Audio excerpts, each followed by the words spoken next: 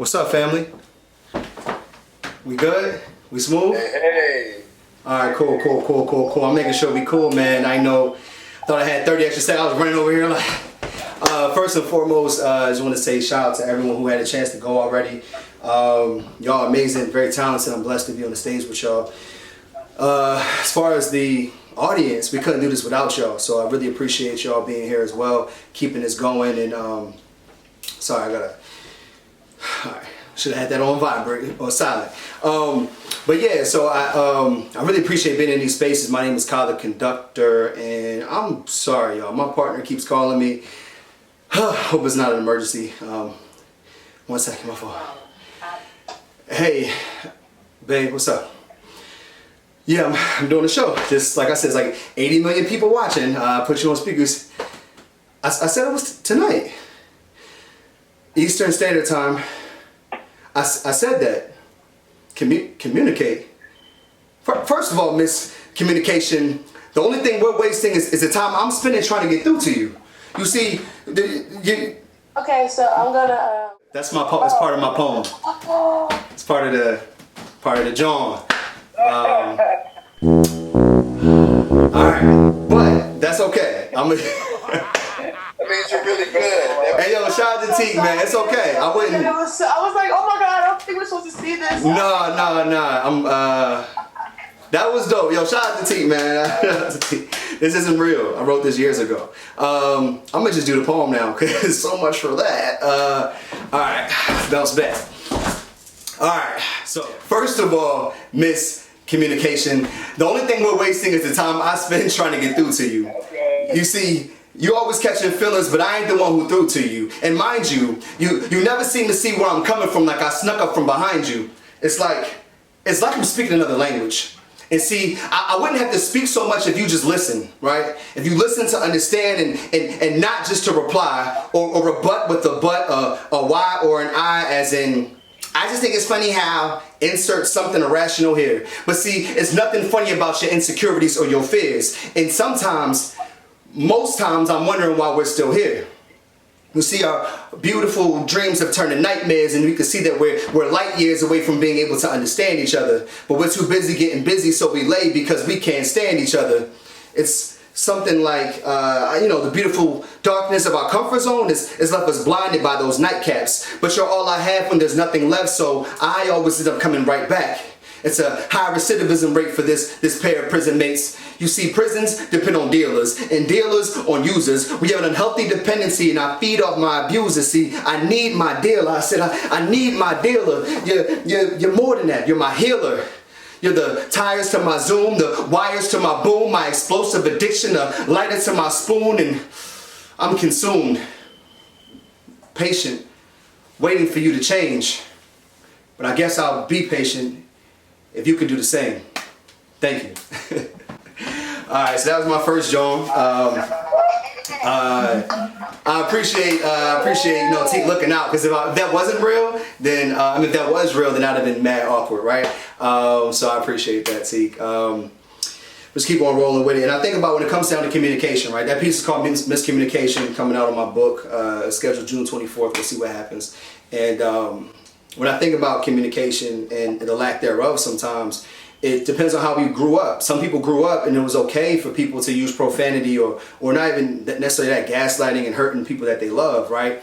And some of the brothers that I know, and some of my students even, they've also been raised to speak certain ways towards women. And by a show of hands or emojis or whatever it is you want to drop in the chat, because I can't see everybody, I'm just curious, like, when you walk down the street, how often are you afraid of a police officer's presence, right? If that ever happened to you, or if you're ever driving, maybe does that ever happen? And officers behind you, have you ever gotten worried or nervous? Maybe felt uncomfortable? I see some people say always raise his hand. Okay, I'm just curious, right? So when I'm in the classroom working with the Eco Foundation, it's a nonprofit that I have the privilege of leading. We have these conversations. So then when I ask sisters, I'm like, ladies, like, how often have you been in spaces with brothers and you may have to walk past a group of men and feel uncomfortable, or you feel like you don't know what they're going to say, will they grab you, like you feel unsafe, right? And that unsafety shouldn't be a thing. Both are supposed to protect and serve, and regardless of what you subscribe to, at the end of the day, we should all speak with love, right? So I wrote this piece to help me out in the classroom. Hey, yo, what's up? Yeah.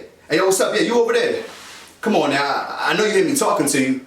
You knew you was gonna get stopped when you left the house looking like that, right? I mean, look at those jeans. It's weird because you walk like you have something to hide, but leave very little to the imagination with your ass out. What, you mad now? I don't know why. How am I supposed to treat you when you dress like that? Matter of fact, shut up.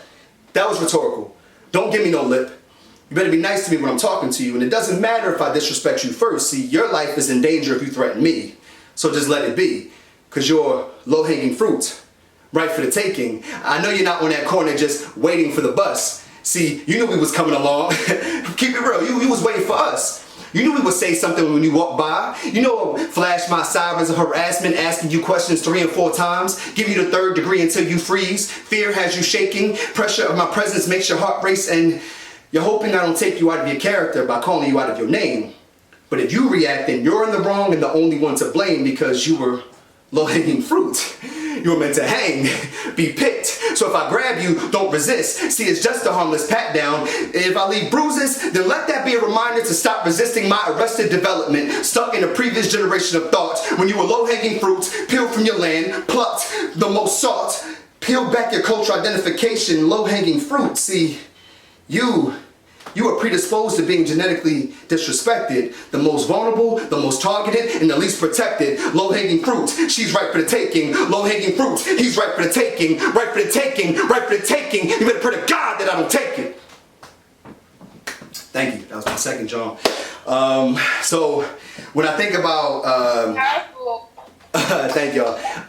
When I think about the responsibility we have to communicate effectively and to meet with love, there's so much going on that we can't look at each other as enemies. Men, women, non-binary people, right? Black people specifically, like people of color, POCs, melanated folk, right? There's too much going on, and I want to give a fair opportunity for anybody in this space, because I know we all use these virtual spaces for different reasons, to put things on mute for a second, put me on mute, put me away, maybe go check something out. This is a trigger warning. This next piece may be, you know, I'm just being used as a vessel right now, so I'm just giving you fair warning that you may not like what I'm going to say next, out of respect for you and your mental health. So. Did you see the news last night?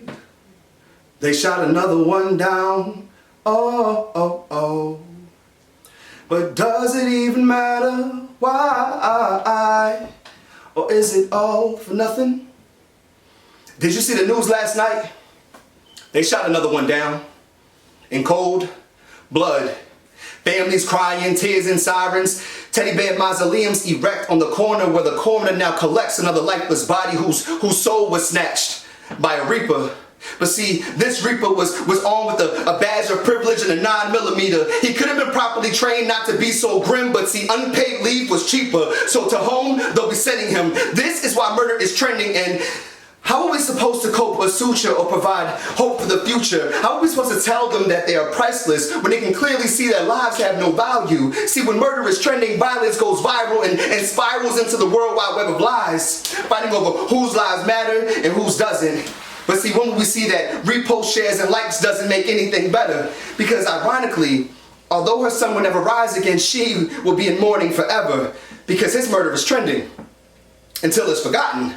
Replaced by the next hashtag and below the next comment by someone who believes that nigga deserved it. Because they believe that all police are here to protect and service. Because when our murder is trending, it's because their safety is threatened, and off comes the safety from weapons. See, pistols get mistaken for tasers. We get the lead, but they get to erase us. Look how they take us, our names, our image, from Princeton to prison, from father to felon, from sister to suspect, and all of a sudden, unpaid parking tickets, 8th grade detentions, and THC in the bloodstream justifies someone's bloodstream in the streets and someone's life ending because murder is trending. Remember when both of them were shot?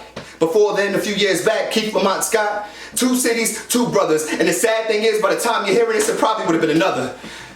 I can't tell you how many times I had to edit this piece. I had to swap out his name for her name, a noose, a weapon for a knee. Because we can't kneel in the field, but they can kneel on the field slave because they never wanted us to be free. Because murder is trending. And they know who did it. See, we fit the description. See, we're crooks because we're black. Just look at the facts. It's because we could die with our hands to the sky or a book in our laps. See, there's footage of that. The evidence is stacked. That all lives matter unless you are black.